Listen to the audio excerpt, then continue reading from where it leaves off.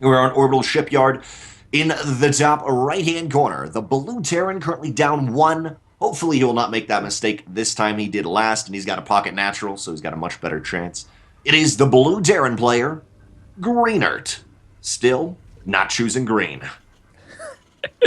And we have his opponent winning the first game, spawning as the green player, perhaps hogging the green from Greenert. This may be a psychological tactic. We've got the green Zerg player, OldManSlum, from one step ahead.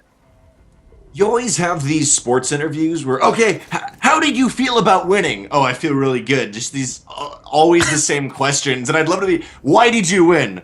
Well, I had carefully observed my opponent and I saw that they enjoyed the green color, so I took it each game and simply without seeing their units as green, spiraled out of control relatively quickly. Oh, wow, thank you, that's it. But, ooh, Greenert, right off the bat, he's a little bit angry. And in the lobby of this game, he did mention he was, the throws are real, so yeah. This is him saying, I don't throw.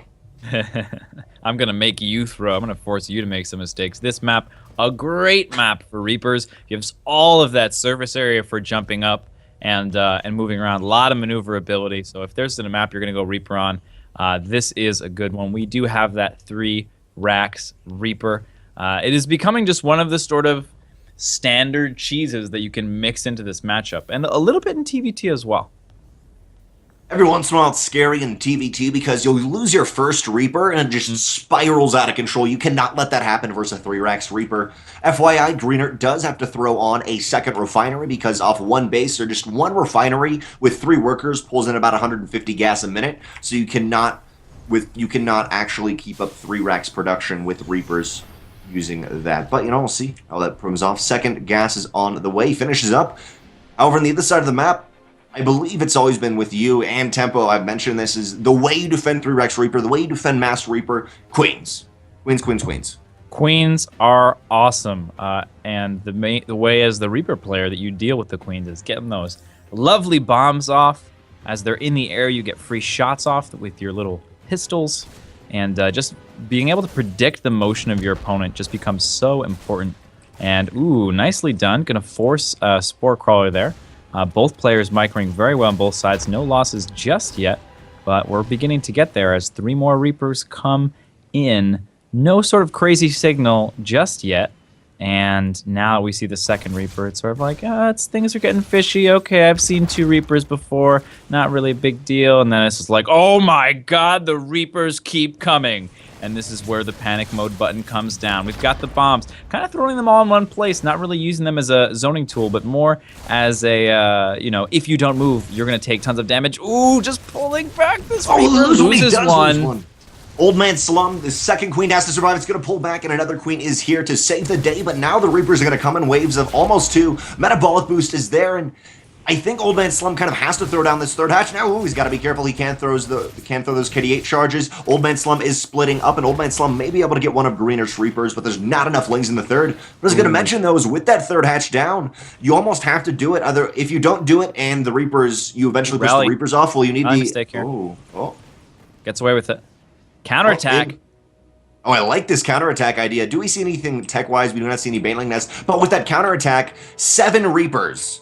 I'm going to guarantee you those one-shot drones.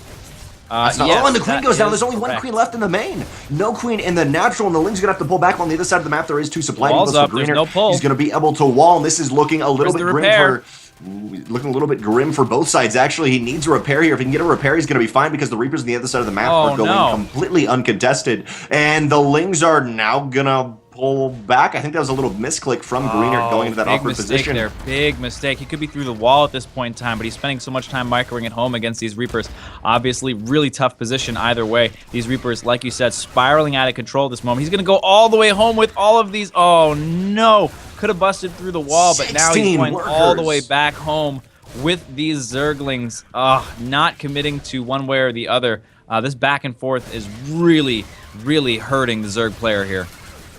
It is definitely hurting them, and queens are being made, but not mating in surplus, and I guess he cleans up the Reapers. Reapers getting themselves into a position where they cannot jump, and now OldManSlum, those Lings, they are angry, they want to pick up the Reaper, but barely does not. Reaper could have amazingly KD8 charged that force, and that's one thing about Orbital Shipyard. If you look in the middle, Reaper can easily get away into that high ground position. However, on the defense, as long as Greenert just does a couple SCVs, you should be fine. And you got to remember, of course, Reapers have KD8 charges. These Lings can't sit indefinitely and work on the supply depots.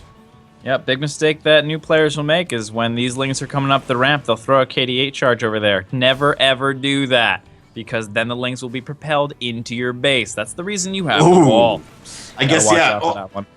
Generally, when I've seen KD8 charges, it's on the ramp and not at the top of the ramp, and it won't actually fly the Lings into your main. But that is always something you have to worry about. JaKaTaK. Oh yeah, you got to be super careful. But for now, off the back of this OldManSlum, 8 workers to 25 SCVs. That's 8 drones to 25. OldManSlum may have 3 hatches, but these Reapers can still be aggressive. We don't see any sign of changing what Greenert is doing, and even though the Lings are able to clean up these Reapers a couple times, I don't know if it's enough. There with the bombs, just placing them right under the Lings and then moving out. GG from Greenert. Someone in chat said, "I'd willing to bet my savings account that the Zerg will win." And I was like, I wouldn't do that quite yet, because I honestly am unsure with OldManSlum, because he moved out those Lings. And was it, yeah, OldManSlum saying worst decision ever. What I was thinking is either A, he misrallies and says I have to commit to it, but it was still on his side of the map, or I need to get counter aggression. What I would have liked to have seen, Jack, is maybe half the amount of Lings go out for the counter aggression, and you keep up 3 hatch queen production. So at home you have queens. On the other side of the map, you have a couple Lings which just force Greenert to not be able to 100% micro his Reapers. He's got to micro SCVs or Reapers back at home. All right, but we are going to go to a quick commercial break. We're going to allow our players to get a little bit of rest out of that crazy micro game. A little bit of water, a little bit of hydration. Get yourself some popcorn, some chips, whatever you're into. And we'll see you in just a second.